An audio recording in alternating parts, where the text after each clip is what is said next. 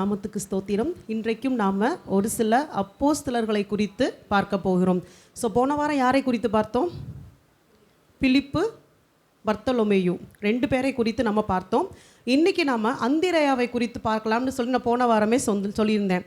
எத்தனை பேர் அதை சர்ச் பண்ணிங்க? ஏதாவது அவரை பற்றி சர்ச் பண்ணி பார்த்தீங்க? அவர் எப்படி மரித்து போனார்? எக்ஸ் ஷேப்பில் ஒரு கிராஸில் ஒரு சிலுவையில் அவர் மரித்தார் அப்படின்னு. ஏன் அப்போஸ்தலர்களை குறித்து நம்ம தியானிக்கிறோம் அப்படின்னா, அவங்க என்ன செஞ்சாங்க, அப்போஸ்தலனாக இருக்கக்கூடிய அந்த தகுதி என்ன, எப்படி தேவன் அவர்களை செலக்ட் பண்ணார், ஏன் அவர்களுக்கு அந்த மேன்மை கொடுக்கப்பட்டது, அப்போ அவங்க லைஃப் எப்படி இருந்துச்சுன்றதை பார்த்தா தான் இன்றைக்கி என் பேருக்கு பின்னாடி அப்போஸ்தலன், தீர்க்கதரிசி, பாஸ்டர், இவாஞ்சலிஸ்ட்னு போடுறதுக்கு முன்னாடி நான் யோசிக்கணும், நான் அப்படி இருக்கேனா, அப்படின்னா என்ன அப்படின்னு தெரிஞ்சுக்கிட்டு அதன் பிறகு அதை செய்யணும். அதற்காகத்தான் இதை குறித்து நம்ம தியானிக்கலான்னு சொல்லி ஆரம்பித்தோம். இயேசு கிறிஸ்துவுக்கு 12 அப்போஸ்தலர்கள் இருந்தாங்க, சீஷர்கள் நிறைய பேர் இருந்தாங்க. அப்போஸ்தலர்கள் அப்படின்னு பார்த்தீங்கன்னா 12 பேர் இருந்தாங்க. அதில் இன்றைக்கி நம்ம அந்திரேயாவை குறித்து பார்க்க போகிறோம். இந்த அந்திரேயா யார் அப்படின்னு நீங்கள் பார்த்தீங்கன்னா இங்கிலீஷில் ஆண்ட்ரூ அப்படின்னு சொல்லுவாங்க. ஒரு உண்மையை உங்களுக்கு சொல்லணும் அப்படின்னா, இந்த பிப்ளிக்கல் நேம்ஸ் எல்லாம் எனக்கு ரொம்ப தெரியாது. சின்ன பிள்ளையில் ஒன்றுமே தெரியாது. என்னோடய தம்பிக்கு வச்ச பேர் ஆண்ட்ரூ. நான் வீட்டில் சொன்ன வார்த்தை நான் சொல்கிறேன். அப்போ நான் 2nd 3rd 4th இருந்திருப்பேன். இது என்ன பேர் வைக்கிறீங்க, எனக்கு இதெல்லாம் பிடிக்கவே இல்லை, இது பேர் நல்லாவே இல்லை, அது எனக்கு தெரியாது, அவர் யாருன்னு தெரியாது, என்ன எதுவுமே தெரியாது, இது என்ன இந்த பேரை வச்சுருக்கீங்க. ஸ்கூலில் அவனோட பேர் ராபின்சன், வீட்டில் கூப்பிடுறது ஆண்ட்ரூன்னு தான் கூப்பிடுவோம். ஆண்ட்ரூ எனக்கு பிடிக்கல, ஏன் இவ்வளோ, ஏன் மோசே பிடிக்கல, நல்லா இல்லை பேர் நல்லா இல்லை, நமக்கு பிடிச்ச மாதிரி இல்லை பேர். ஆனால் என்னைக்கு வேதத்தை படிக்க ஆரம்பித்தோமோ, அவங்க என்ன செய்தார்கள், எப்படிப்பட்ட ஒரு ஊழியத்தை செஞ்சாங்கன்னு தெரிந்த பிறகு தான் அந்த பெயர்களில் இருக்கிற அந்த ஒரு வேல்யூவே புரிய ஆரம்பிக்குது. இன்றைக்கி பேர் வைக்கிற எல்லாரையுமே நீங்கள் பார்த்தீங்கன்னா, அம்மாவோட பேர் அப்பாவோட பேரை கிளப் பண்ணி புதுசாக ஒரு பேரை உண்டாக்கி பல நேரம் அந்த பேர் புரியவும் மாட்டேனுது. என் பொண்ணோட கிளாஸில் இருக்க நிறைய பிள்ளைங்க பேர் எனக்கு வாயில் நுழையவே மாட்டேன், எப்படி வைக்கிறாங்கன்னு தெரியல. ஆனால் அந்த பெயர்களில் அர்த்தம் இருக்குது. அர்த்தத்தை தாண்டி அந்த பெயருக்கு உண்டான நபர்கள் என்ன செய்தார்கள்னு நீங்கள் யோசித்து பார்த்தீங்கன்னா தான் அந்த வேல்யூவே தெரியும். ஹல்லேலூயா, ஹல்லேலூயா. அப்போ நம்ம பிள்ளைங்களுக்கு பேர் வச்சாச்சு, பிள்ளைகள்கிட்டையும் சொல்லி புரிய வைக்கணும். உங்களுக்கு பிள்ளைகள் வரும்போது நல்ல வேதத்தை ஆராய்ந்து பார்த்து அதற்கேற்றாற் போல பெயர்கள் வைங்கன்னு. அந்திரேயா அப்படின்றது சீமோன் பேதுருவினுடைய சகோதரனாக இருந்தார். அவர் கலிலேயா கடலோரத்தில் அமைந்துள்ள பெத்சாயிதா என்ற பட்டணத்தில் பிறந்தவர். மீனவர்கள் அவங்க எல்லாருமே பரம்பரையாக மீன்பிடி தொழில் செய்தவர்கள். அந்திரேயா மீனவர், அவங்க அப்பா மீனவர். இந்த சீமோன் பேதுருவும் மீனவராகத்தான் இருந்தார். இவங்க யோனாவின் குமாரனாக இருந்தார்கள். அதே போல் சீமோன் பேதுருடைய சகோதரன். சில பேர் என்ன சொல்கிறாங்கன்னா, சீமோனுடைய மூத்த சகோதரன். அண்ணன் முறவேன் அந்திரேயா. இதான் முக்கியமான பாயிண்ட், ஞாபகம் வச்சுக்கோங்க. அந்திரேயா சீமோன் பேதுருவுக்கு தம்பி கிடையாது, அண்ணனாக இருந்தார். அதே போல் இவரை பற்றி முக்கியமாக வேதத்தில் கொஞ்சம் தான் சொல்ல முடியும், நிறைய இடத்துல அவரை பற்றி குறிப்பிடப்படலை, கொஞ்சம் இன்ஃபர்மேஷன்ஸ் தான் இருந்துச்சு. இவர் யோவான் ஸ்நானகனுடைய சீஷனாக இருந்தார். ஃபஸ்ட்டு யோவான் ஸ்நானகனுக்கு சீஷனாக இருந்தார். அதன் பிறகு யோவான் ஸ்நானகன் இயேசு கிறிஸ்துவுக்கு ஞானஸ்தானம் கொடுத்தார் இல்லைங்களா. நீங்கள் யோவான் எழுதின சுவிசேஷம் 1 அதிகாரத்தில் வாசிச்சிங்கன்னா அந்த சம்பவங்கள் எல்லாமே இங்கே சொல்லப்பட்டிருக்கும். ஞானஸ்தானம் கொடுத்த பிறகு இப்போ அந்திரேயாவும் இன்னொரு சீஷன் அங்கே போடப்பட்டிருக்கு. 2 பேரும் யோவான் ஸ்நானகன் கூட நின்றுட்டு இருக்கும்போது இயேசு கிறிஸ்துவை பார்த்து யோவான் ஸ்நானகன் சொல்வார், உலக தோற்றம் முதற்கொண்டு அடிக்கப்பட்ட ஆட்டுக்குட்டி. அப்போது அந்திரேயா கேட்குறாரு, யார் இவர் அப்படின்னு என்கொயர் பண்ண பிறகு இவர் மேசியா என்பதை தெரிந்து கொண்ட போது அந்திரேயா இயேசு கிறிஸ்துவை பின்பற்ற ஆரம்பிக்கிறாரு. இயேசு கிறிஸ்துவும் அழைக்கிறார், அந்திரேயாவை அழைக்கிறார். அதே இடத்துல தான் பிலிப்புவையும் அழைத்திருப்பார். அதே போல் அந்திரேயா தான் ஃபஸ்ட்டு இயேசு கிறிஸ்துவை குறித்து தெரிஞ்சுக்கிறார். இவர் தான் மேசியா அப்படின்றது தெரிந்துக்கிறார். நீங்கள் வீட்டில் யோவான் எழுதின சுவிசேஷம் 1 அதிகாரம் வாசிச்சிங்கன்னா இது எல்லாமே அங்கே ஆர்டரோட சொல்லப்பட்டு இருக்கு.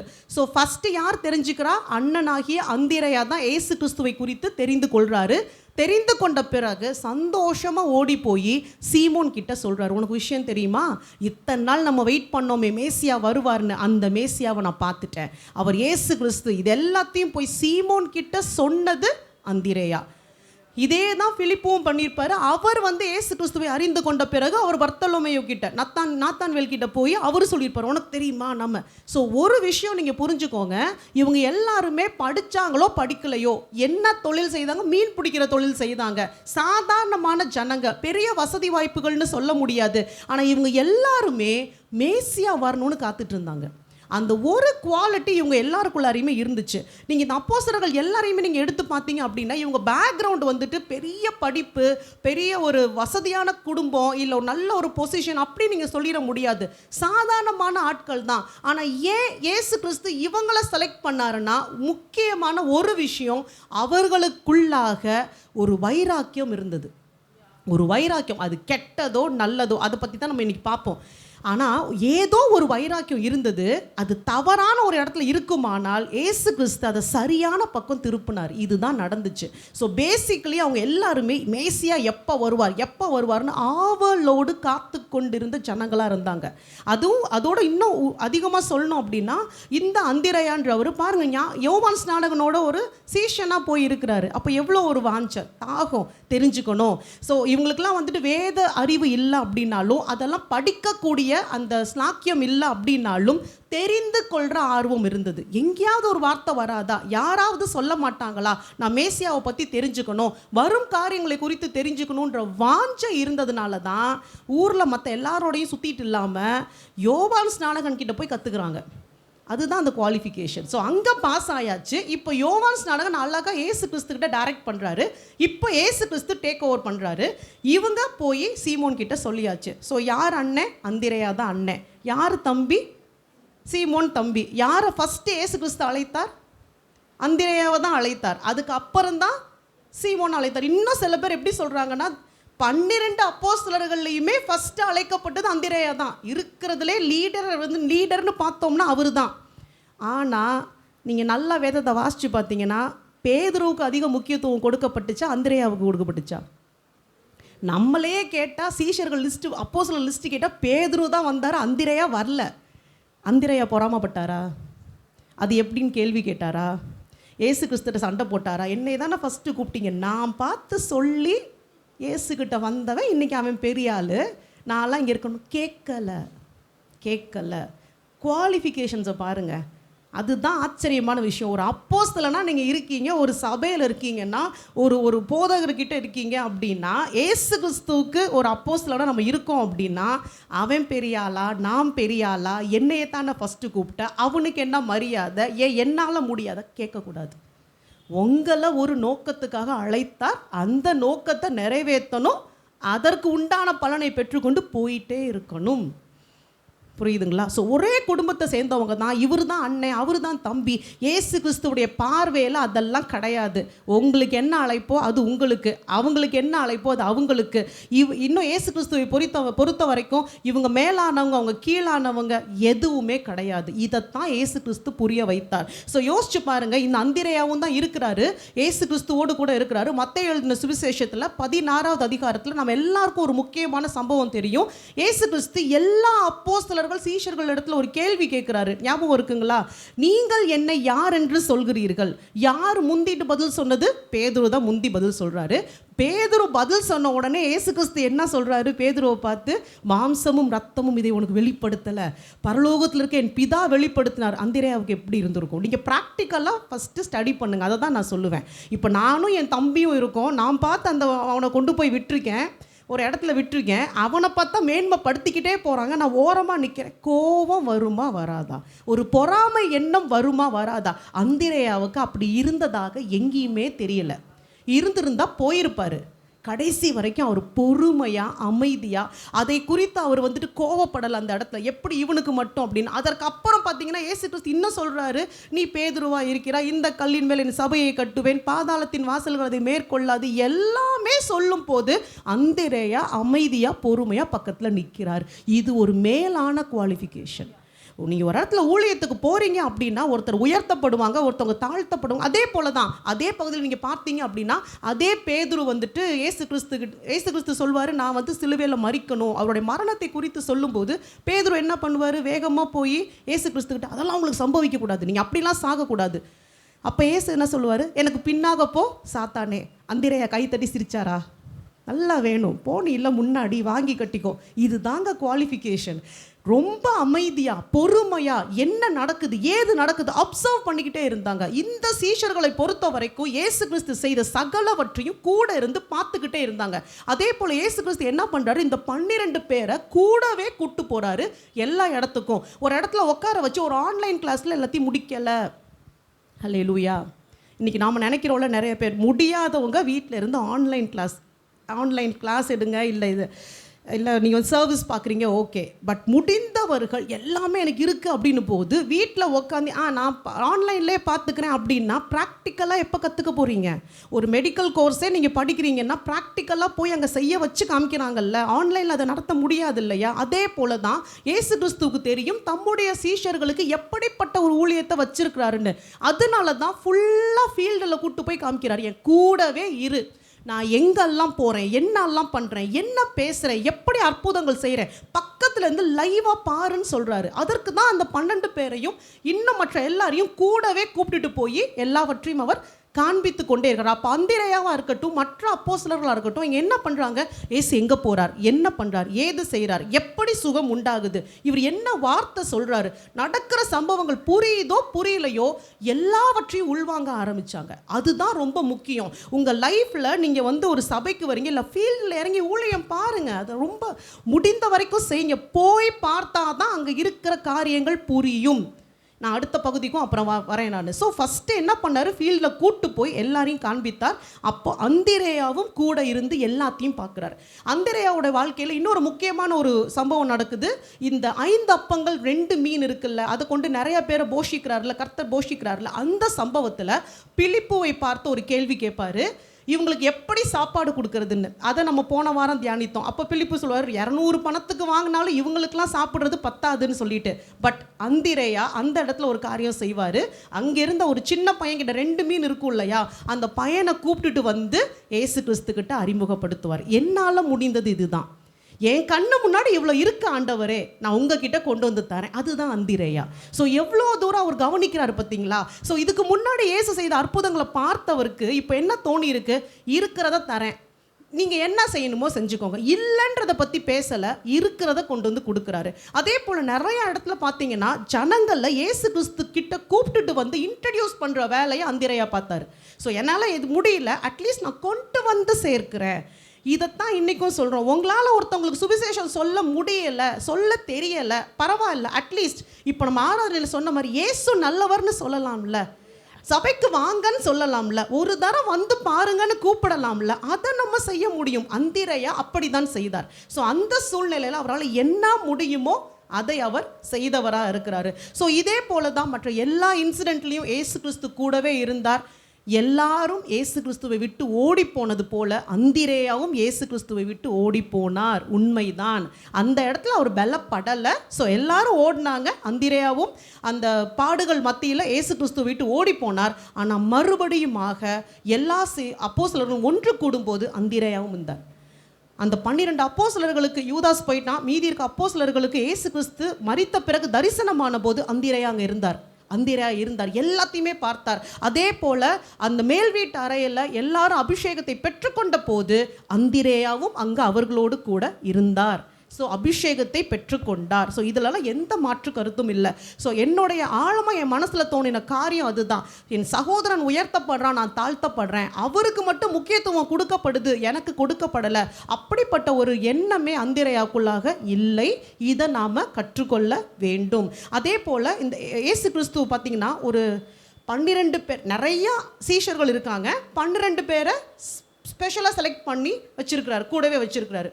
அதுலேயும் நீங்கள் பார்த்தீங்கன்னா ஒரு 3 பேரை ஒரு இன்னர் சர்க்கிள் மாதிரி வச்சுருப்பார். நீங்கள் கவனிச்சிருக்கீங்களா? ஒரு 3 பேர், யோவான், பேதுரு, யாக்கோபு, இவங்க 3 பேரை மட்டும் இன்னும் ஸ்பெஷலாக நிறைய இடத்துக்கு கூப்பிட்டு போவார். மறுரூப மலைக்கு பார்த்தா இவங்க 3 பேரை கூப்பிட்டு போவார். அப்போ மற்றவங்களாம் தேவையில்லையா? ஸோ இயேசு கிறிஸ்துக்கு தெரியும் யாருக்கு எப்படிப்பட்ட ஊழியம், எதை யார் தெரிந்து கொள்ள வேண்டும். அந்திரேயா சண்டை போட்டாரா? சரி, மற்ற அப்போஸ்தலர்களாவது அது என்ன அவங்களுக்கு மட்டும் ஸ்பெஷலாக மறுரூபமலைக்கு மேலே ஏறி போகிறீங்க, கீழே இறங்கி வரீங்க. யவீருவின் மகளை எழுப்பும் போது கூட இந்த 3 பேரை தான் கூப்பிட்டுட்டு போவார். கெத்செமனே தோட்டத்தில் அவர் தனியாக போய் ஜெபம் பண்ணும்போது இந்த 3 பேரை தான் கூப்பிட்டு போய் அவர் ஜெபிக்கிறாரு. யாராவது சண்டை போட்டாங்களா இயேசு கிறிஸ்துக்கிட்ட? சரி, அவர் அப்படி பண்ணிட்டாருன்னு சொல்லி விட்டுட்டு போனாங்களா? எனக்கு நீ தேவையில்லைன்னு சொல்லிட்டு. அப்போஸ்தலர்கள்கிட்ட இருந்து கற்றுக்கொள்ள வேண்டிய காரியங்கள் இதுதான். ஸோ ஒரு சபை இருக்குது, ஒரு சிலரை வந்து க்ளோஸாக தேர்ந்தெடுக்கப்படுறாங்க, ஒரு சில முக்கியமான பொறுப்புகள் அவங்களுக்கு கொடுக்கப்படுதுன்னா ஏன் என்னை நிற்க வைக்கக்கூடாதா? ஏன் நான் செய்ய மாட்டேன்னா? யாருக்கு என்ன கொடுக்கப்பட்டு இருக்குதோ அவனுக்கு கொடுக்கப்பட்ட அழைப்பின்படி அவனுக்கு எல்லாம் செய்யப்படும். ஸோ நமக்கு என்ன வேலை கொடுத்துருக்காங்களோ அதை சரியாக செய்ய வேண்டும். அதை ரொம்ப நான் ஸ்பெஷலாக பார்த்தது அந்திரேயா கிட்ட தான். ஸோ அவர் வந்து அந்த மாதிரி எங்கேயுமே எதுவுமே பார்க்கல. ஸோ அந்த அப்போஸ்தலர்கள் எல்லாம் மேல்வீரடையில் கூடி இருக்காங்க. ஆவியானவர் ஊற்றப்படுறாரு. யார் ஃபஸ்ட்டு எழுந்து நின்று பிரசங்கம் பண்ணது? பேதுரு தான். அந்திரேயா மேலேயும் தான் ஊற்றப்பட்டார். எங்கேயுமே சண்டை போடலை. நீ தான் பெரிய ஆளா, உடனே ஏஞ்சி நின்று பிரசங்கம் பண்ணுற, ஏன் எனக்கு தெரியாதா? அமைதியாக இருக்கிறாரு, அபிஷேகத்தை பெற்றுக்கொள்கிறாரு. அதன் பிறகு அங்கிருந்து அநேக நாடுகளுக்கு பிரயாணமாய் போய் இயேசு கிறிஸ்துவின் சுவிசேஷத்தை அறிவித்தார். ஸோ பேதுருவுக்கு எங்கே போகணும், எப்படி சுவிசேஷம் அறிவிக்கணும், என்ன செய்யணுமோ அதற்கேற்ற ட்ரைனிங். அந்திரேயா எங்கே போகணும், என்ன சுவிசேஷம் அறிவிக்கணும், எந்த மக்களை சந்திக்கணுமோ அதற்கேற்ற ட்ரைனிங்கும் அந்த ஒரு பலனும் அந்திரேயாவுக்கு கொடுக்கப்பட்டது. ஸோ எங்கெல்லாம் போனார் அந்திரேயான்னு பார்ப்போம். நற்செய்தி அறிவிக்கும் படிக்கு கிரேக்கத்துக்கு போனார். கிரேக்கம், ஆசியா மைனர் மற்றும் கருங்கடல் கடலோர பகுதிகள் எல்லாத்துலேயுமே இவர் போய் இயேசு கிறிஸ்துவை குறித்து பிரசங்கம் பண்ணார். அடுத்து நீங்கள் நோட் பண்ண வேண்டிய விஷயம் என்ன அப்படின்னா, இந்த அப்போஸ்தலர்கள் இப்போ இங்கேருந்து கிரேக்கத்துக்கு போகிறாங்கன்னு வச்சுக்கோ, அங்கே போகிறாங்கன்னா டைரெக்டாக இங்கேருந்து அங்கே போய் இறங்கி அங்கே மட்டும் பிரசங்கம் பண்ணுவாங்க கிடையாது. போகிற வழி எங்கும் பிரசங்கம் பண்ணிகிட்டே போவாங்க. ஹல்லேலூயா. ஸோ நான் அந்த தோமாவை பற்றி அடுத்து நான் அதை தான் படிச்சுட்டு இருந்தேன். அப்போ அவரை பார்த்தா அவர் வந்துட்டு கேரளாவில் இருந்து நமக்கு தமிழ்நாட்டுக்கு வந்திருக்கிறாரு, சென்னை வந்திருக்கிறாருன்னா, இங்கே மணப்பாறையில் அந்த மலையடிப்பட்டியில் கோயில் இருக்குன்னா அங்கேயும் வந்திருக்காரு. ஸோ போகிற வழியெல்லாம் ஊழியம் பார்க்குறாங்க. நாம் வந்து ஒரு பஸ்ஸில் ஏறி இங்கேருந்து சென்னை போகணுன்னா இங்கேருந்து அங்கே போய் இறங்கி அப்படி கிடையாது. அதான் நடந்து சுற்றி திரிந்து ஊழியம் பார்ப்பது. வழியில் எங்கெல்லாம் அற்புத அடையாளங்கள் செய்யணுமோ செய்து கொண்டே போனாங்க. எதையுமே மிஸ் பண்ணலை. இதெல்லாம் நீங்கள் கற்றுக்கொள்ளணும். சிஸ்டர், என்னால் நடந்து போக முடியாது, நான் இங்கேருந்து சென்னை வரைக்கும் நடக்கவா முடியும்னா நடக்க வேண்டாம். நீங்கள் ஒரு கார்லேயே போகிறீங்க, ஒரு பஸ்ஸிலே போகிறீங்க, போகிற வழி ஃபுல்லாக ஜெபம் பண்ணிட்டு போங்க. அந்தந்த பகுதிகளுக்காக ஜெபம் பண்ணுங்க. அந்த ஊர் பேரை சொல்லி ஜெபம் பண்ணுங்க. உண்மையிலே சொல்கிறேன், அங்கே யாராவது ஒரு வியாதியஸ்தன் இருப்பான். நீங்கள் ஜெபிக்க ஒப்பு கொடுத்தீங்கன்னா கரெக்டாக கர்த்தர் ஜெபிக்க வைப்பார். நீங்கள் ஜெபிச்சுட்டு போயிட்டே இருப்பீங்க, அங்கே அற்புதம் நடந்துகிட்டே இருக்கும். இதுதான். ஸோ இந்த அந்திரேயாவாக இருக்கட்டும், தோமாவாக இருக்கட்டும், என்னையை பெருமைப்படுத்தணும், எனக்கு கோயில் கட்டணும், நான் நின்று எல்லாரும் என்னை பார்க்கணும், அப்படி இல்லை. போகிற பக்கமெல்லாம் அவங்க பாட்டுக்கு சுவிசேஷம் அறிவிச்சுட்டே போகிறாங்க, அற்புதங்களை செஞ்சுக்கிட்டே போகிறாங்க. இத்தனை ஆயிரம் வருஷம் கழித்து நாம் அதை உட்காந்து இன்றைக்கி படிச்சுட்டு இருக்கோம். அன்றைக்கி அவங்களுக்கு தெரியாது திருச்சியில் இப்படி ஒரு சர்ச் இருக்கும், இங்கே இவங்கெல்லாம் உட்காந்து கேட்பாங்க. ஆனால் அவர்கள் செய்ய வேண்டிய காரியத்தை செய்து கொண்டே இருந்தார்கள். ஸோ இதுதான் இவங்களுடைய லைஃப்லேருந்து நம்ம கற்றுக்கொள்ள வேண்டும். ஸோ இவரும் இந்த பகுதிகள் எல்லாத்துக்குமே போய் அவர் வந்து சுவிசேஷத்தை அறிவித்தார். சரி, அவர் எங்கே மரித்தார் அப்படின்னு நம்ம பார்ப்போம். பெட்ராஸ், அங்கே தான் வந்து அவர் வந்து மரித்து போனதாக சொல்லப்படுகிறது. ஸோ இந்த பெட்ராஸை குறித்து சில காரியங்கள் உங்களுக்கு சொல்கிறேன். அந்த ஊரில் வந்துட்டு ஒரு முக்கியமான 3 தெய்வங்களை அவங்க வந்து வழிபட்டாங்க. நான் மறுபடியும் சொல்கிறேன், ஒரு ஊழியக்காரன் ஒரு ஊருக்குள்ளார போய் ஊழியம் செய்ய போகிறார் அப்படின்னா ஃபிசிக்கலாக நீங்கள் பார்க்குற எதிர்ப்புகளை தாண்டி ஆவிக்குரிய ரீதியில் பலதரப்பட்ட போராட்டங்களும் பிரச்சனைகளும் இருக்கும். நல்லா ஒரு விஷயம் சொல்லணுன்னா, நாங்கள் வந்துட்டு ப்ரேயர் வாக் போகும்போது காலையில் இல்லை நாளே இல்லை அந்த வாரம் ஃபுல்லாக ஜெபிச்சுட்டு தான் போக முடியும், சும்மாலாம் போக முடியாது. அதையும் நான் சொல்கிறேன். நீங்கள் பாட்டு கிளம்பி எந்த ஆயத்தமும் இல்லாமல் நான் போகிறேன்னு போகாதீங்க. தினம் காலையில் ஜெபித்து கர்த்தர்கிட்ட வார்த்தையை வாங்கிட்டு அதன் பிறகு நீங்கள் எந்த காரியத்தாக இருந்தாலும் செய்யுங்க.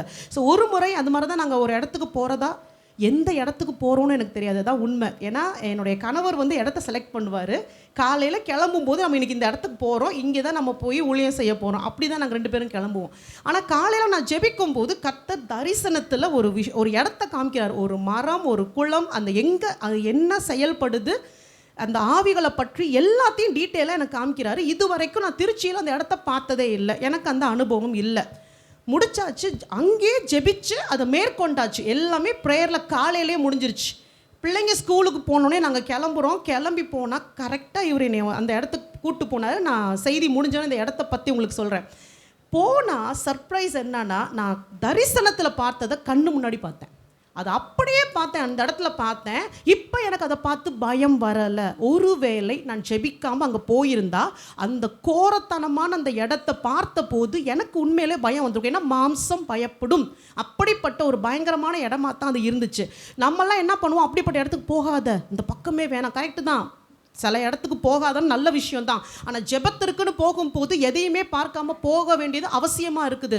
என்ன சொல்ல வரேன், அப்போ நான் இங்கேயே ஜெபித்து கர்த்தர் அதை காண்பித்து மேற்கொண்ட பிறகு அங்கே போகும்போது சமாதானமாக போய் வல்லமையாக அந்த இடத்துல ஜெபிச்சுட்டு திரும்பி வருவதற்கு தேவன் கிருபை தந்தார்.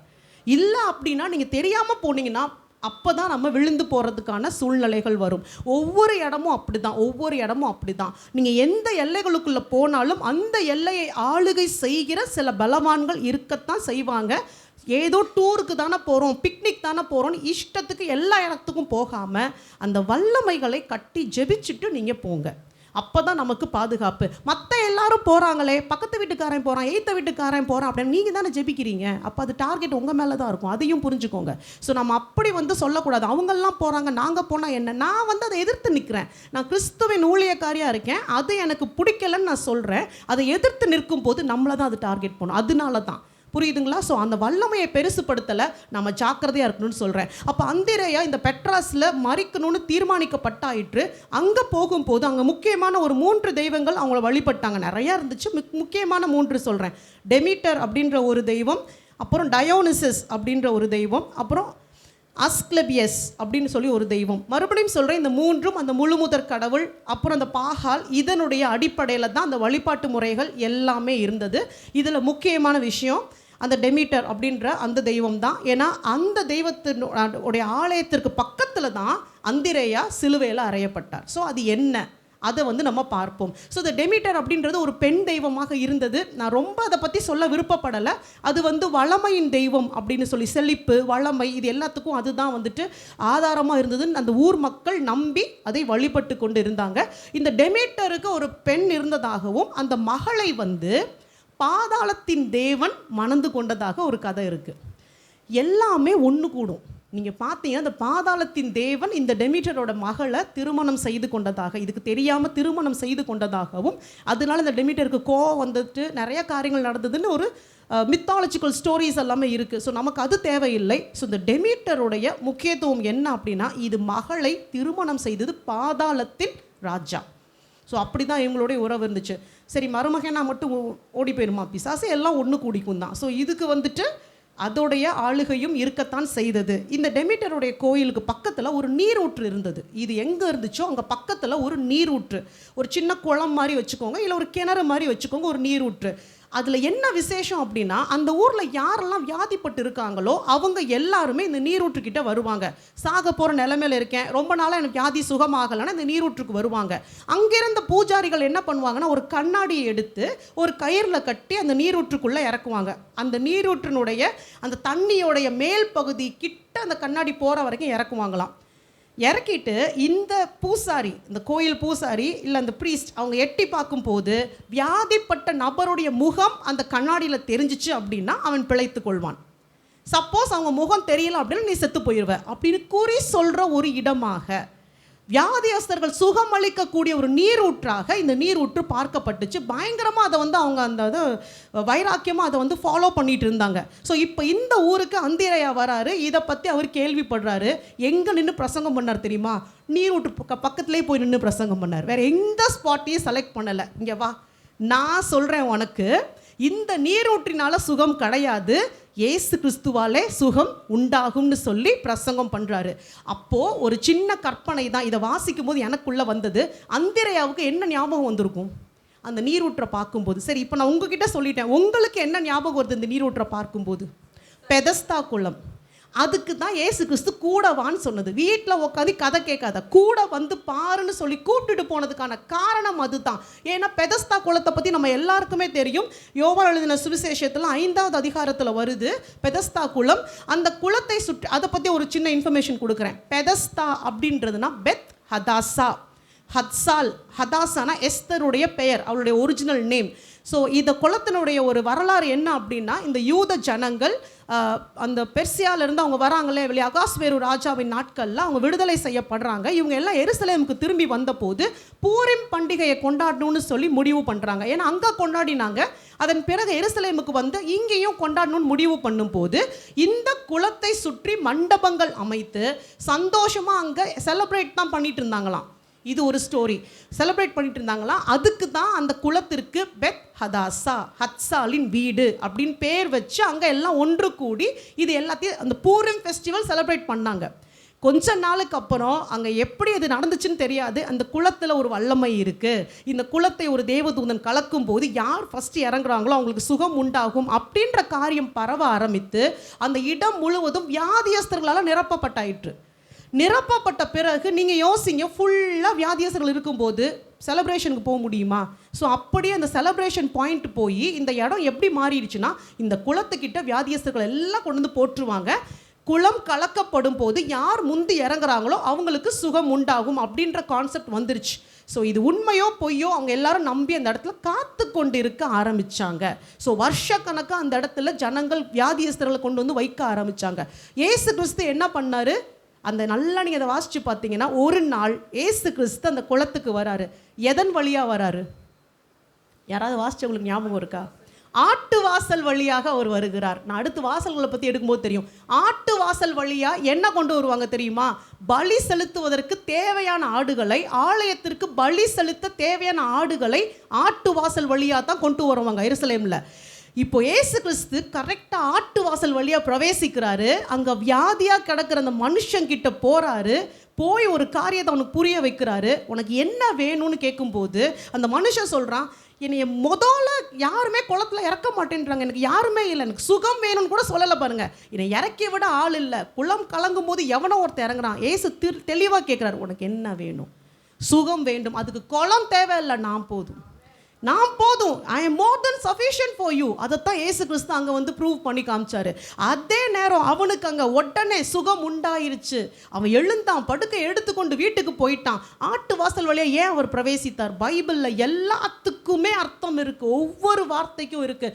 ஆட்டு வாசல் வழியாக மெய்யான பலியாகிய இயேசு கிறிஸ்து பிரவேசிச்சாச்சு. இனி உங்களுக்கு வேற பலி தேவையில்லை, குளம் தேவையில்லை, தூதன் தேவையில்லை, பக்கத்தில் இருக்கவன் யாரும் தேவையில்லை. இயேசு கிறிஸ்துவை விசுவாசிச்சா போதும், உனக்கு சுகம் உண்டு. உனக்கு எப்பேற்பட்ட வியாதி இருந்தாலும் சுகமாகும். கண்ணால் பக்கத்தில் நின்று அந்திரையாக பார்த்துருக்கிறாரு.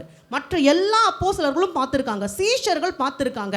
இப்போ இந்த ஊருக்கு வராரு. இங்கே இந்த குளத்தை பார்த்தோன்னே அவருக்கு நல்லா ஞாபகம் வந்துருச்சு. ஆல் ரைட், இதுதான் இங்கே இருக்கிற ஜனங்களுக்கு தேவைன்னு சொல்லி அதே இடத்துல நின்று அந்த நீரூற்றுக்கு பக்கத்தில் நின்று பிரசங்கம் பண்ண ஆரம்பிக்கிறாரு. அங்கே இருக்கிற வியாதியஸ்தர்கள் எல்லாரையும் இயேசு கிறிஸ்துவின் நாமத்தினால சுகப்படுத்துறாரு. இப்போ கதை ஊரில் மாறிடுச்சு. குளத்தில் ஒன்றுமே கிடையாது, டெமிட்டர் தெய்வத்துக்கு எந்த சக்தியும் கிடையாது. ஏசு கிறிஸ்துவின் நாமத்தினால அங்கே சுகம் உண்டாயிட்டு இருக்குது. ஸோ இதைத்தான் அந்திரையா தைரியமாக அங்கே செய்கிறாரு. ஆஸ் யூஷுவல் உங்களுக்கே தெரியும், அங்கே இருக்கிற யாருக்குமே அது பிடிக்காது, ஒரு சிலருக்கு அது பிடிக்காது. ஸோ இவரை வந்து சிலுவையில் அறையணும்னு சொல்லி அவங்க தீர்மானிக்கிறாங்க. அப்போ இவர் சொல்கிற காரியம், என் ஏசு கிறிஸ்துவை போல் என்னை நேராக சிலுவையில் அறையாதீங்க, அவரை வந்து நான் அவமானப்படுத்த மாட்டேன், அவருக்கு ஈக்குவல் நான் கிடையாதுன்னு சொல்லி ஒரு எக்ஸ் ஷேப் வடிவத்தில் ஒரு சிலுவையில் என்னை அரைஞ்சிருங்க அப்படின்னு சொல்கிறாங்க. ஸோ ஒரு கிராஸ் ஷேப், எக்ஸ் ஷேப் வடிவத்தில் இருக்கிற ஒரு சிலுவையில் அந்திரையா சிலுவையில் அறையப்படுறார். எங்கே? அதே நீரூற்றுக்கு பக்கத்தில் அவரை சிலுவையில் அறையிறாங்க.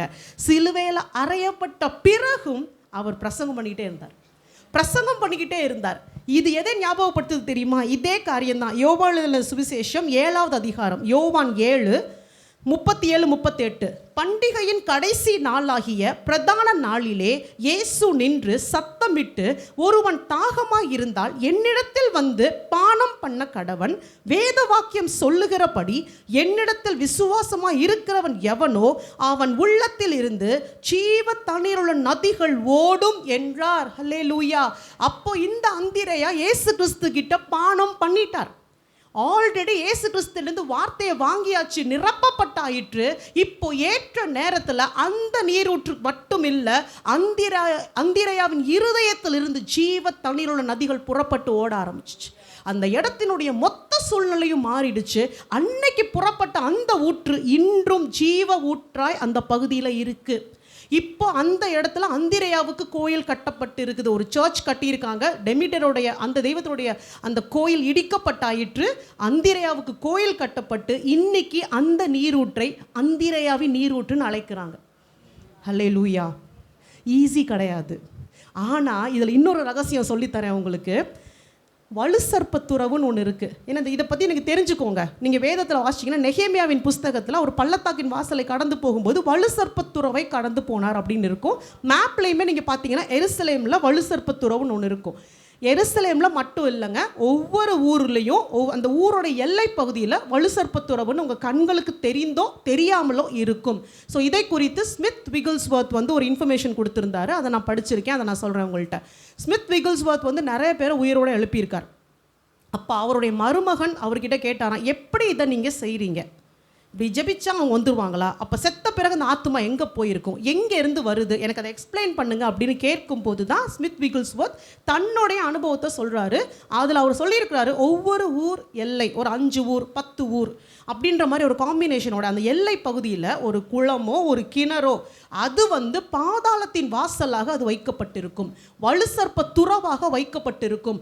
ஊரில் செத்து போகிற ஆத்துமாக்கள் நரகத்துக்கு போகணுன்னா அந்த துறவின் வழியாக சாத்தான் அந்த ஆத்துமாவை உள்ளே கொண்டு போய் பாதாளத்தில் போய் அடைத்து வைக்கும்.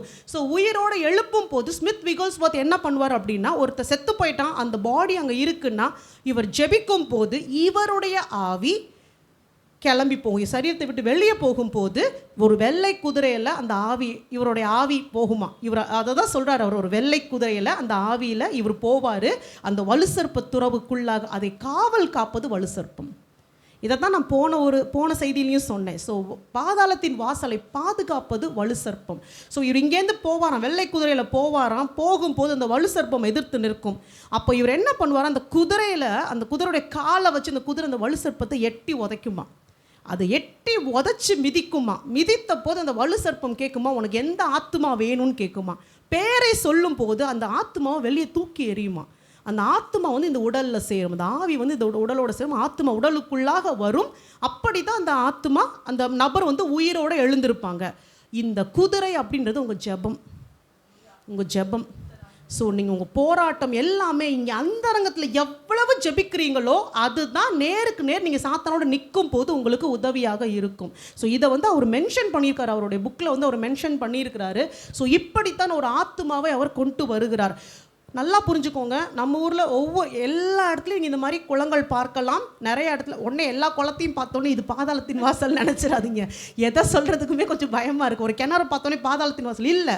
நீங்கள் ஜெபிச்சு போனீங்கன்னா கண்டிப்பாக உங்களுக்கு கர்த்தர் உணர்த்துவார். நம்ம ஊர்லேயுமே இருக்குது, இது மாதிரி பாதாளத்தின் வாசல்கள் இருக்குது, இது போன்ற குளங்கள் இருக்குது. குளத்தை சுற்றி நீங்கள் பார்த்தீங்கன்னா நிறைய இடத்துல சர்ப்பத்தினுடைய விக்கிரகங்களை பார்க்க முடியும். மற்ற இடத்துல இல்லாத அளவுக்கு ஆற்றங்கரையோரங்களிலும் குளத்தருகிலும் பார்க்க முடியும். ஏன்னா அதை காவல் காப்பது இதுதான்.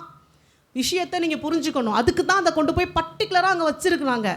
அதை பார்த்து நம்ம பயந்து ஓடி வரத்துக்கு இல்லை. இந்நேரம் அந்த குளமெல்லாம் அந்திரேயாவின் குளமாக மாற்றி இருக்கணும், இல்லை உங்கள் பேரில் என் பேரில் மாறி இருக்கணும், இல்லை இயேசு கிறிஸ்துவின் ஞானஸ்தான குளங்களாக மாறி இருக்கணும்.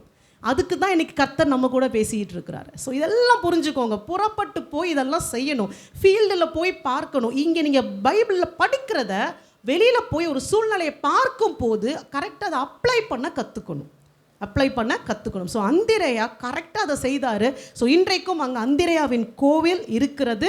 அந்த நீரூற்றுக்கு புனித அந்திரேயாவின் புனித நீரூற்றுன்னு பெயர் வைத்து இன்றைக்கி அங்கே அவ்வளோ பேர் கர்த்தரை ஏற்றுக்கொண்டு அங்கே வந்து ரட்சிக்கப்பட்டு இருக்கிறாங்க. ஸோ சில இடங்களில் நம்ம ரத்தம் சிந்துவது அவசியமான ஒரு காரியமாக இருக்குது. சில வல்லமைகளை மேற்கொள்வதற்கு அது தேவையான காரியமாக இருக்கிறது. ஸோ அந்திரேயா புரிஞ்சிச்சா? இன்னும் எக்ஸ்ட்ரா உங்களுக்கு தெரிஞ்சதுன்னா நீங்கள் வந்து சொல்லுங்கள், நல்லாயிருக்கும். நீங்களும் வந்து சொன்னீங்கன்னா கேட்பதற்கு நல்லாயிருக்கும். அடுத்தபடியாக நாம் ஒரு அப்போஸ்தலனை குறித்து பார்க்கலாம். சீமோன் பேதுரு கிடையாது, சைமன் த ஜெலட். இது சின்ன ஒரு பகுதி தான், அதனால நான் இன்றைக்கி உங்களுக்கு முடிச்சு கொடுக்குறேன். இதை சைமன் த ஜெலட் அப்படின்வாங்க. இவர் வந்து பேதுரு கிடையாது, சீமோன் பேதுரு கிடையாது, இன்னொருத்தர். ஸோ இவரை குறித்து சொல்லணும் அப்படின்னா ரொம்ப ஷார்ட்டான ஒரு விஷயம் தான், ஆனால் ரொம்ப வேல்யூபிளான ஒரு விஷயத்தை பார்த்தேன். அந்திரேயா போல் இவரோட பேர் கூட நிறைய இடத்துல இருக்காது பைபிளில். அந்த அப்போஸ்தலர்கள் லிஸ்ட்டில் மட்டும்தான் இவர் பேர் இருக்கும். மற்றபடி இவரை பற்றி எங்கேயுமே எந்த குறிப்புகளும் சொல்லப்படலை. அதுதான் ஸ்பெஷாலிட்டியே. ஒருத்தரோட பேர் நிறைய இடத்துல வரலன்றதுக்காக அவங்க டம்மி பீஸ் கிடையாது. புரியுதுங்களா? என் பேரை எல்லாரும் சொல்லலை, எல்லாரும் என்னை உயர்த்தலைன்றதுக்காக நான் ஒன்றும் இல்லாதவங்க கிடையாது. கர்த்தர் ஈக்குவலாக சீமோனை பயன்படுத்தினார். இந்த சீமோன் அப்படின்ற சைமன் த ஜெலட் அப்படின்றவரை பயன்படுத்தினார். சரி, இவர் யார் தெரியுமா? யாருக்காவது தெரியுமா? ஜெலட் அப்படின்னா ஜெலட் அப்படின்னா யூதர்களில் தீவிரவாத இயக்கமாக இருந்தவங்களில் ஒருத்தராக இவர் இருந்தார். ஸோ இஸ்ரவேல் தேசத்தை ரோமர்கள் கைப்பற்றி ஆட்சி செய்ய ஆரம்பித்த போது நிறைய பேர் என்ன பண்ணாங்கன்னா அந்த ஆட்சிக்கு எதிராக கலகம் செய்ய ஆரம்பித்தாங்க. நம்ம பரபாஸ் கூட அப்படி தான் இருந்தார். நம்ம யூதாஸ் கூட எப்படின்னா இந்த ரோமர்களுடைய ஆட்சியை கவிழ்க்கணும், எப்படியாவது கவிழ்த்து போட்டு மறுபடியும் நாம் நம்ம ஆட்சி இங்கே வரணும் அப்படின்றதுக்காக எதிர்பார்த்தவங்க நிறைய பேர் இருந்தாங்க. ரோமர்களுடைய அடக்குமுறை யாருக்குமே அங்கே பிடிக்கலை. ஸோ சில பேர் சகிச்சு போனாங்க, சில பேர் எதிர்த்து போராட ஆரம்பித்தாங்க. அப்படி அந்த யூதர்களுக்குள்ளாக தீவிரவாதிகளாக இருந்தவங்க தான் இந்த ஜெலட் அப்படின்னு சொல்லுவாங்க, ஒரு குரூப் ஆஃப் ஜூயிஷ் பீப்புள். அதில் ஒருத்தராக இருந்தவர் தான் சீமோன். சரி, தீவிரவாதி எப்படி இருப்பான்? அடி தடி கையில் எப்பயும் ஒரு கத்தியை வச்சுக்கிட்டு ஏசு கிறிஸ்து எப்படிலாம் செலக்ட் பண்ணியிருக்காரு, நான் ஆச்சரியமாக பார்த்தேன். இங்கே இருக்கிற மீன் பிடிக்கிறவனையும் செலக்ட் பண்ணிக்கிறாரு, கத்தியை வச்சுட்டு சுற்றிட்டு இருக்கவனையும் செலக்ட் பண்ணிக்கிறாரு, அங்கே இருக்கிற மத்தையவையும் செலக்ட் பண்ணுறாரு, வரி வசூலிக்கிற நீயும் வா. என்னன்னா இவன் ஒரு நல்ல போராளியாக இருக்கிறான், தீவிரவாதியாக இருக்கான். அவன் எண்ணங்கள் தப்பாக இருக்கே தவிர அவனுடைய உணர்வுகள் நியாயமானதாக இருக்குது, உண்மையானதாக இருக்குது, கரெக்டாக செலக்ட் பண்ணுறாரு. ஸோ இந்த சீமோனும் அவர்களோடு கூட சேர்ந்து ரோம சாம்ராஜ்யத்தை எதிர்த்து நிறைய கலகம் செய்திருக்கான், போராட்டம் செஞ்சுருக்கான், அடித்தடியில் ஈடுபட்டிருக்கான். அப்போ ஒரு வயலண்ட்டான டெரரான ஒரு ஆள். அப்படி சாஃப்ட் கேரக்டர்லாம் கிடையாது, எடுத்தா அடி தான், எடுத்தா வெட்டு குத்து அப்படி இருக்கக்கூடிய ஒருத்தனை ஏசு கிறிஸ்து சந்திக்கிறாரு, அவன்கிட்ட பேசுகிறாரு. இப்போ ஏசு கிறிஸ்துக்கு என்னன்னா, இவன் இருதயத்தில் இருக்கிற காரியம் நியாயமானது, வாஞ்சை நியாயமானது, நீ இங்கே வா, நான் உனக்கு ஒரு உண்மையை சொல்லித்தரேன்னு சொல்லி பக்குவமாக அவனை கூப்பிட்டுட்டு என்ன செய்தார் அப்படின்னா உண்மையான விடுதலை என்னன்னு சொல்லி கொடுத்தாரு. ரோமர்கள்கிட்ட இருந்து விடுதலை வாங்குறது உண்மையான விடுதலை கிடையாது, பாவத்திலிருந்து விடுதலை ஆவது தான் உண்மையான விடுதலை இருக்குது அப்படின்றத சொல்லி கொடுத்தாரு. அதே போல் இவங்க எல்லாருமே என்ன எதிர்பார்த்தாங்கன்னா, நம்ம பைபிளில் தெரியும் இல்லையா, ஒவ்வொரு முறையும் இஸ்ரவேல் ஜனங்கள் பாவம் செய்து தவறு செய்யும் போது அந்நியர்கள் கையில் தேவன் ஒப்பு கொடுப்பார். யாராவது ஒருத்தவங்க வருவாங்க, அடக்கி ஆள்வாங்க, இஸ்ரவேல் ஜனங்கள் அழுவாங்க. அழுத பிறகு ஆண்டவர் ஒரு ரட்சகரை ஏற்படுத்துவார், அவன் சண்டை போடுவான், மீட்பான். இது பழைய ஏற்பாட்டிலேருந்து வந்துட்டுருக்கு. ஸோ இப்பையும் இஸ்ரவேல் ஜனங்களுடைய எதிர்பார்ப்பு, மேசியா வருவார், நின்று யுத்தம் பண்ணுவார், ரோமர்களை ஓங்கி அடிப்பார், அவன் ராஜ்யத்தை கவிழ்த்துட்டு மேசியா சிங்காசனத்தில் உட்கார போகிறாருன்ற தாட் ப்ராசஸ்க்கு வந்துட்டாங்க. எல்லார் மனசுலையும் மேசியா அப்படின்னா ரோமர்களை அடித்து காலி பண்ண போகிறாரு அப்படின்றது பதிந்திருந்தது. அதே போல் அவர் சிங்காசனத்தில் உட்கார போகிறாரு, ராஜாவை அரசால போகிறாரு, அதுதான் நடக்க போகுதுன்னு எதிர்பார்த்ததுனால தான் ஏசு கிறிஸ்துவ மேசியாவை அவங்களால ஏற்றுக்கொள்ளவே முடியல. அவருக்கு அந்த மாதிரி எந்த குவாலிஃபிகேஷனும் இல்லை, அமைதியாக இருக்கிறாரு, அன்பை பற்றி பேசுகிறாரு, இவர் எப்படி மேசியாவாக இருக்க முடியும்னு அவங்க எல்லாருமே டவுட் பண்ணாங்க. அப்படித்தான் அந்த சீமோனுமே இருந்தார். ஆனால் சீமோனை கூப்பிட்டு பொறுமையாக ஏசு கிறிஸ்து சொல்லி கொடுத்த காரியம், பரலோக ராஜ்யம்னா என்னன்னு சொல்லி கொடுத்தாரு, அங்கே ஆத்துமாக்களை சேர்ப்பது எப்படின்னு சொல்லி கொடுத்தாரு. உன் வைராக்கியம் கரெக்டு, நீ நினைக்கிற நினப்பு கரெக்ட், ஒரு விடுதலை வேணும் அப்படின்றதெல்லாம் கரெக்டு தான், ஆனால் உலக பிரகாரமாக அல்ல, ஆவிக்குரிய ரீதியில் விடுதலைனா என்னன்னு சொல்லி கொடுத்தாரு, ஆத்தும ரட்சிப்புனா என்னன்னு சொல்லி கொடுத்தாரு. கத்தியை எடுக்காமல் வசனத்தை சொல்லி அன்பை சொல்லி தேவராஜ்யத்தை எப்படி கட்டணும்னு சொல்லி கரெக்டாக சொல்லி கொடுத்தாரு. ஸோ இவருடைய இருதயத்தில் இருந்த காரியங்கள் சரியானதாக இருந்தது. நபர் தான் தவறான நபர்கிட்ட இருந்தார். ஏசு கிறிஸ்து அவரையும் அழைத்தார், அவரை தன்னுடைய அப்போஸ்தலனாக கரெக்டாக உருவாக்குனார். எவ்வளோ கஷ்டம்! இப்படி இந்த எண்டில் ஒருத்தன், அந்த எண்டில் ஒருத்தன், இவங்க எல்லாரையும் ஒன்றா சேர்த்து வச்சு ஒரே நோக்கத்துக்காக உருவாக்கணும் அப்படின்றத தான் ஏசு கிறிஸ்து செய்தார். அதே போல் நீங்கள் பார்த்தீங்கன்னா அந்திரேயா மீன் பிடிச்சார், பிலிப்பு அவர் ஒரு விவசாயியாக இருந்தார்னு சொல்லப்படுது, பர்த்தலமேயு வேதம் அறிந்த ஒருத்தன், சீமோன் ஒரு தீவிரவாதி, யூதாஸ் ஒரு திருடன். இந்த குரூப் எல்லாத்தையும் வச்சுட்டு ஏசு கிறிஸ்து ஊழியம் பார்த்துருக்கார்.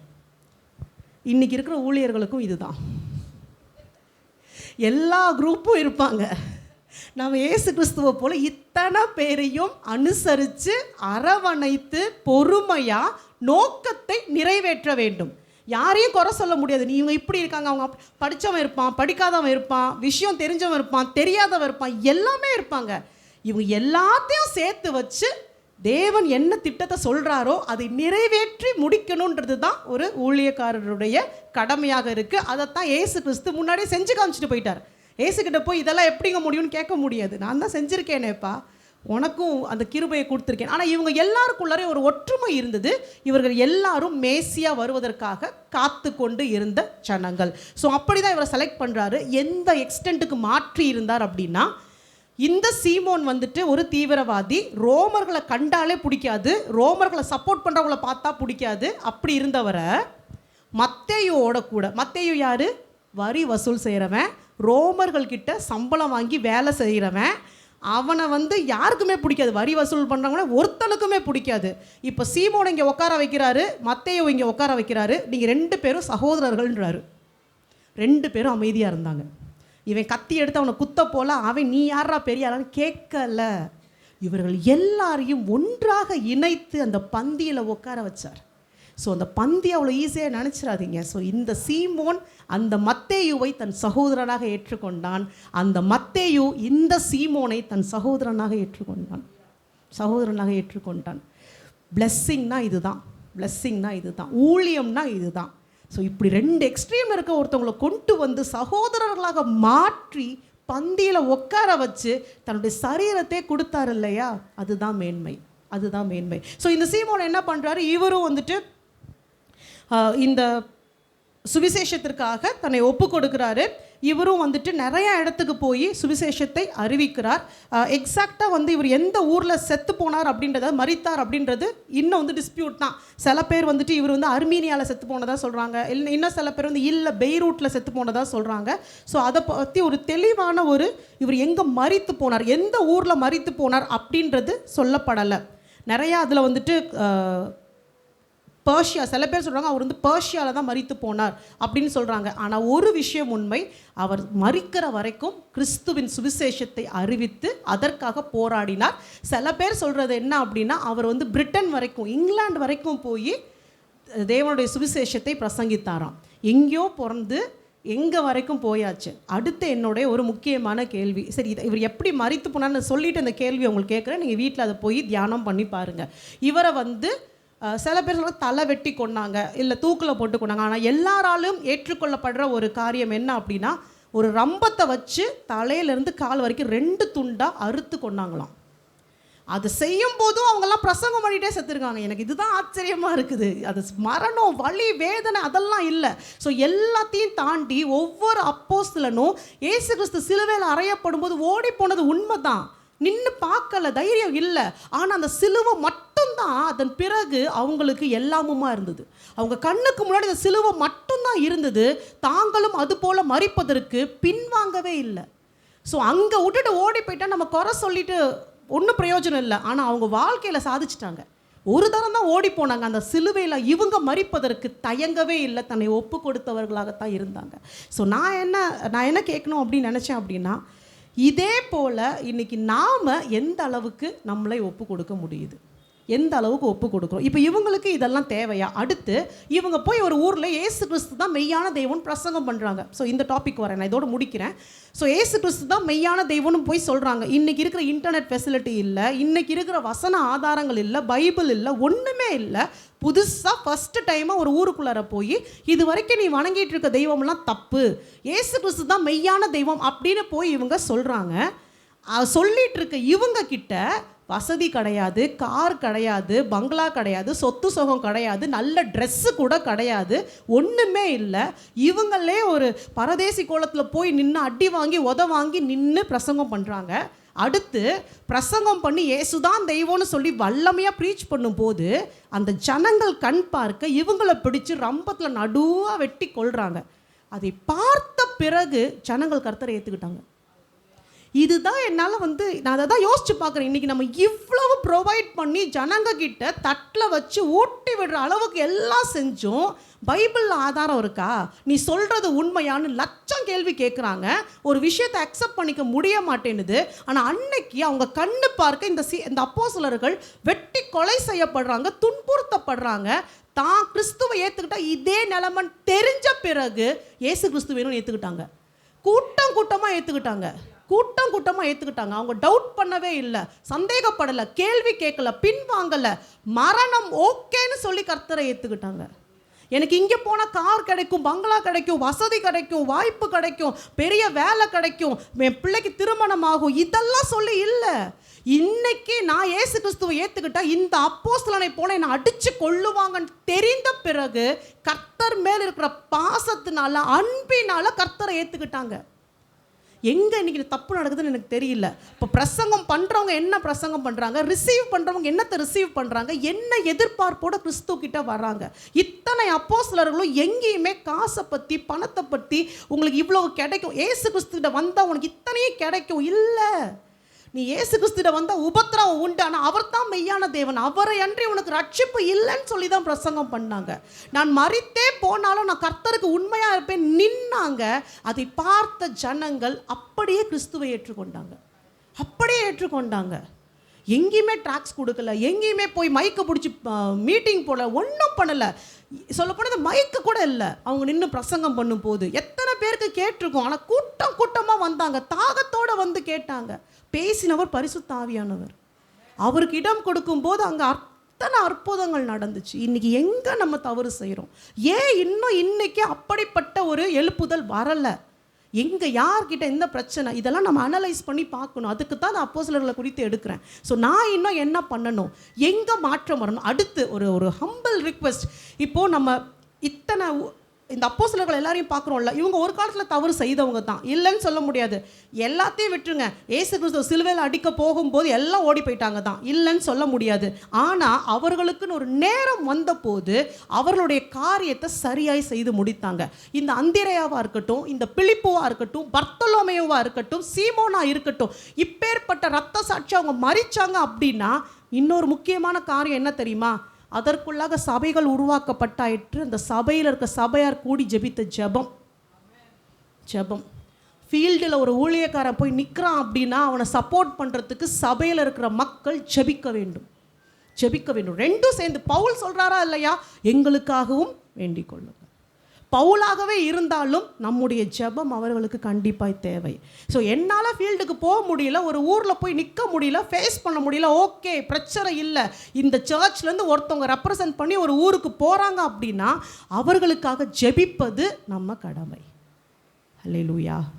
ஸோ அதை செய்யலாம் இல்லையா, தினம் செய்யலாம் இல்லையா? இன்றைக்கி ஆண்டவரே, இந்த திருச்சி பட்டணத்தில் யாரெல்லாம் எங்கெல்லாம் ஊழியத்துக்கு போகிறாங்களோ, பேர் தெரிய வேணாம், ஊழியத்துக்கு போகிறாங்களோ நான் ஜெபிக்கிறேன், நீங்கள் கூட இருங்க. அவங்க ஊழியம் செய்கிற இடத்துல ஆத்துமாக்கள் பெருகட்டும், அவங்க வல்லமையாக செயல்படட்டும், அவங்களுக்கு பாதுகாப்பு உண்டாகட்டும். ஜெபிக்கலாமே. ஹல்லேலூயா. ஸோ இந்த ஊர்களுடைய பெயர்கள் எனக்கு தெரியாது தான். நானே இப்போ இன்டர்நெட்டில் பார்த்து தான் இவங்க எங்கே மரிச்சு போனாங்க, இந்த ஊர் எப்படிப்பட்ட ஊர், இதெல்லாம் நான் சர்ச் பண்ணி தான் கற்றுக்கிட்டேன்.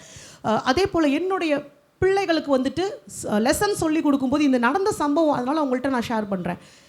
3rd ஸ்டாண்டர்டுக்கு மேப் தேவையான்னு கேட்டு கோவம் வந்துச்சு எனக்கு. ஏன்னா என்னால் அதை சொல்லிக் கொடுக்க முடியல, அந்த பிள்ளையை கஷ்டப்படுத்த முடியல. எனக்கு கோவத்தில் நான் சொன்னேன், தேவையா 3rd ஸ்டாண்டர்ட் பிள்ளைக்கு இந்தியாவில் இருக்க எல்லா ஸ்டேட்டும் படிக்கணும், ஸ்டேட் கேபிட்டல் படிக்கணும், மேப்பில் மார்க் பண்ணுன்னு சொல்லிட்டு எதுக்குமா இதெல்லாம் வச்சுட்ருக்கீங்கன்னு கேட்டேன். ஆனால் சந்தோஷப்பட்டது எப்போ அப்படின்னா, 3rd ஸ்டாண்டர்ட் பிள்ளையாக இருக்கட்டும், 2nd ஸ்டாண்டர்ட் பிள்ளையாக இருக்கட்டும், இந்த உலகம் தீர்மானிக்குது, இந்த பிள்ளை இந்த வயசில் இந்தியாவில் இருக்கிற எல்லா ஸ்டேட்டோட பேரையும் தெரிஞ்சுக்கணும், ஸ்டேட் கேபிட்டல் பேர் தெரிஞ்சுக்கணும், யார் ஆட்சி செய்கிறாங்கன்னு தெரிஞ்சுக்கணும்னு உலகம் சொல்லுது. நல்ல விஷயம். இப்போ என்ன பண்ணிட்டேன்னா, மனப்பாடம் பண்ண வச்சு அதுக்காக ஜெபிச்சிரு. நல்ல விஷயம். ஸ்கூலில் ஸ்டேட் பேர் சொல்லி கொடுத்துட்டாங்க, ஸ்டேட் கேபிட்டல் பேர் சொல்லி கொடுத்துட்டாங்க, தலைவர்களோட பேர் சொல்லி கொடுத்துட்டாங்க.